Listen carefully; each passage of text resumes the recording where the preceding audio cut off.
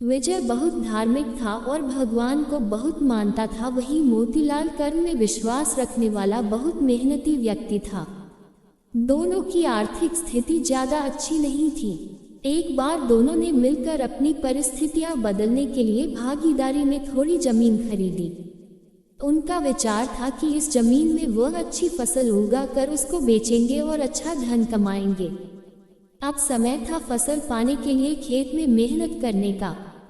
मेहनती मोतीलाल खेत में काफी ईमानदारी से मेहनत करता, लेकिन विजय खेत से दूर ही रहता और मंदिर में जाकर भगवान से अच्छी फसल की उपज मिले इसलिए पूजा प्रार्थना करता। समय बीतता गया और कुछ समय बाद खेत की फसल पककर अच्छे से तैयार हो गई। इस फसल को दोनों ने व्यापारी को बेच दी, जिसके बदले उन्हें व्यापारी से काफी पैसे मिले। अब बारी थी पैसों के बंटवारे की, तो घर आकर मोतीलाल ने विजय से विनती की कि इस धन का ज्यादा हिस्सा उसे दिया जाए, क्योंकि उसी ने खेत में ज्यादा मेहनत की है। इस बात से असहमति दर्शाते हुए विजय बोला, नहीं, धन का तुमसे ज्यादा हिस्सा मुझे मिलना चाहिए, क्योंकि मैंने भगवान से इसकी प्रार्थना की, तभी हमको इतनी अच्छी फसल हुई। मेरी भक्ति और भगवान के बिना ये संभव नहीं होता। दोनों ही अपनी अपनी बात पर अड़े हुए थे। वह दोनों इस बात को आपस में नहीं सुलझा सके। धन के बंटवारे के लिए दोनों गांव के सरपंच के पास पहुंचे।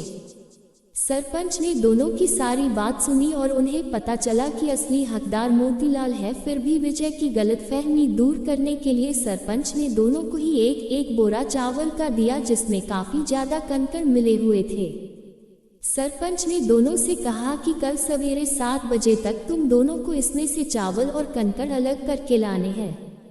कल तुम दोनों के चावल देखकर ही मैं फैसला करूंगा कि इस धन का बड़ा हिस्सा किसको मिलना चाहिए। विजय और मोतीलाल चावल की बोरी लेकर अपने घर चले गए। मेहनती मोतीलाल ने रात भर बिना सोए चावल और कंकड़ को अलग किया, लेकिन विजय चावल की बोरी को लेकर मंदिर में गया और भगवान से चावल में से कंकड़ अलग करने की प्रार्थना करके सो गया। अगले दिन सुबह मोतीलाल जितने चावल और कंकड़ अलग कर सका उसको ले जाकर सरपंच के पास गया, जिसे देखकर सरपंच खुश हुआ। विजय वैसी की वैसी बोरी को ले जाकर सरपंच के पास पहुंच गया। सरपंच ने विजय से कहा कि दिखाओ तुमने कितने चावल साफ किए हैं। विजय ने कहा कि मुझे अपने भगवान पर पूरा भरोसा है कि उन्होंने सारे चावल साफ कर दिए होंगे। जब उसकी चावल की बोरी को खोला गया तो उसमें चावल और कंकड़ वैसे के वैसे ही थे।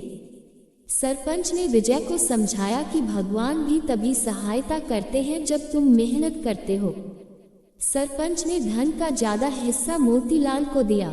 इस घटना के बाद विजय को अपनी गलती का एहसास हुआ, तो वो भी मोतीलाल की तरह खेत में मेहनत करने लगा और अब की बार उनकी फसल पहले से भी अच्छी हुई।